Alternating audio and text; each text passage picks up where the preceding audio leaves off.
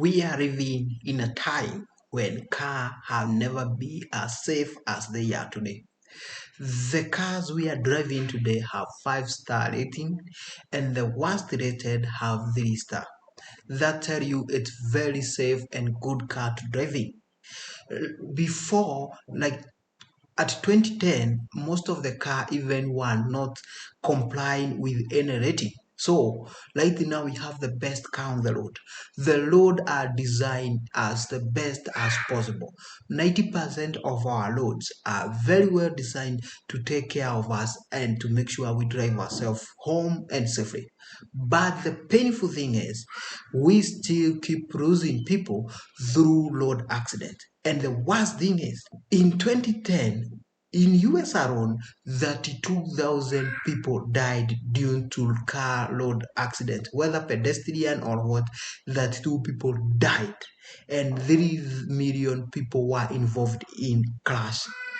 Then in 2023, when 2022, when the cars are supposed to be more safer, they have cruise control, radar control, they have assistant, everything they can put in a car they have right now. Instead of the death to go down, they increased by 10,000 people extra. Imagine 42,000 people died and lost their life in US in 2022 instead of it going down. So it leaves the world wondering, is this a monster that we cannot be able to feed? Are we dealing with a monster that is out of our control? That is the question every world and every human being and the country in the world have been and are seen not to be able to deal with. Or let's say, not everyone. Because when you go to Netherlands in 2022, they reported 225 casualties. Imagine, compare 42,000 with 225 casualties.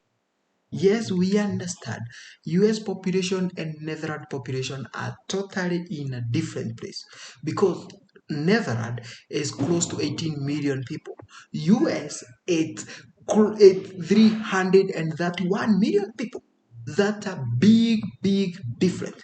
But if we can do our math, we can see that even if you do your math, for those people who do math, you can see that even if there is a total different number of people and population size between US and Netherlands, but still the number of mortality, the number of casualties in US are way higher.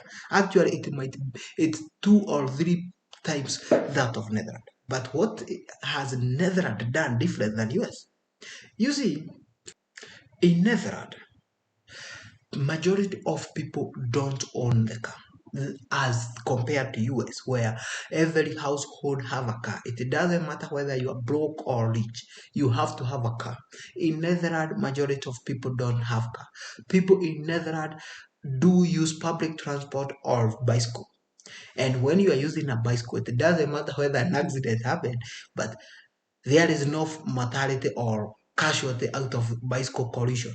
But when the car hit one another, it's a very disastrous thing.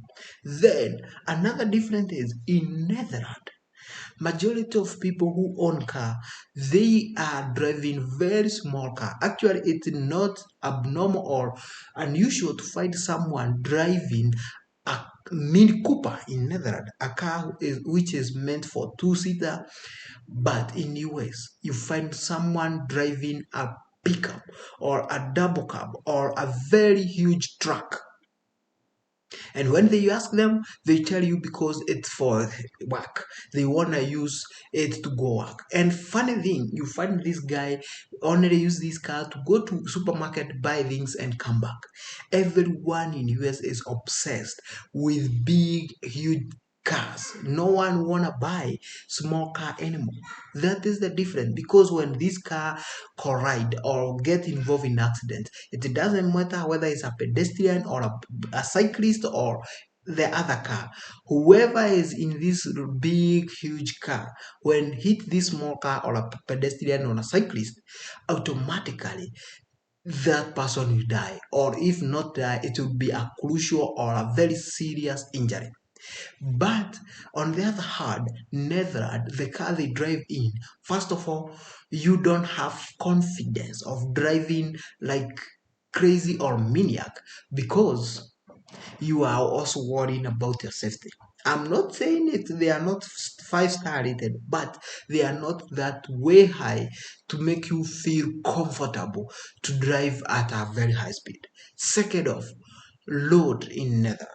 Netherlands road are very short. They are very thin. Actually, when you compare them to US road are very wide.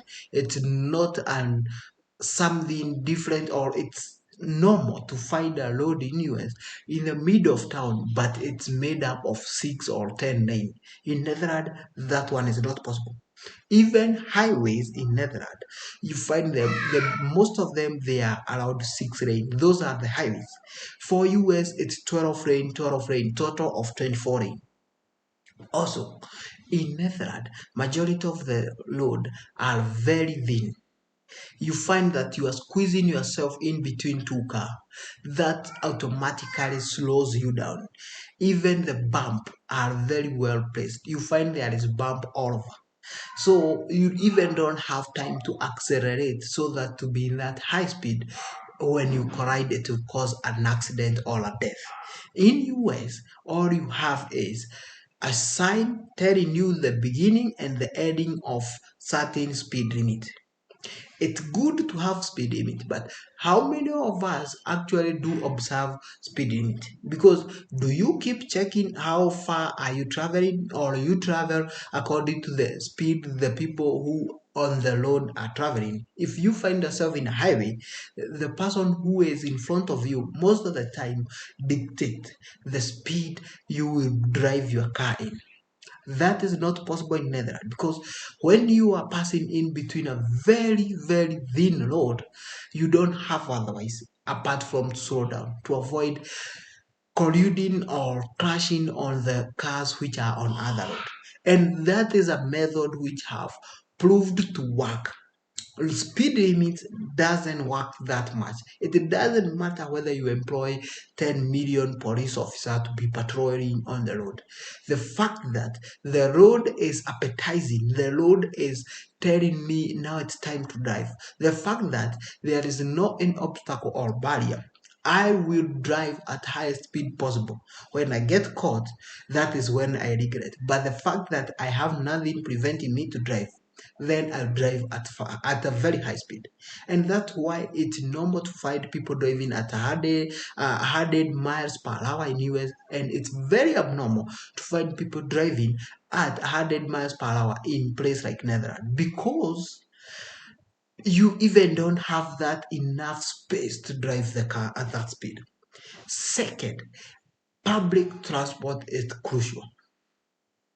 When you have a country which have a very good public transport, mostly you find it's a train or a bus or trammer.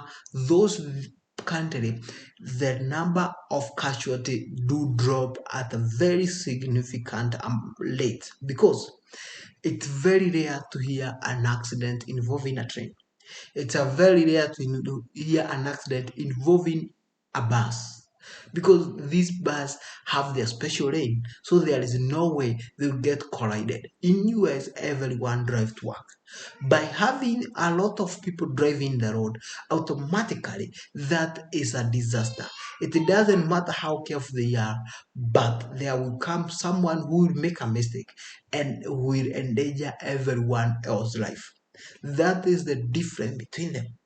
Bump and things like that. And when you train people to be driving around place where have bumps, the places which are the road are thinner, you find that automatically in their mind they switch to be a responsible driver. But when I enter in a highway, a 12 lane highway, which have no bump, It doesn't matter whether you hang 10 posters to tell me drive slowly.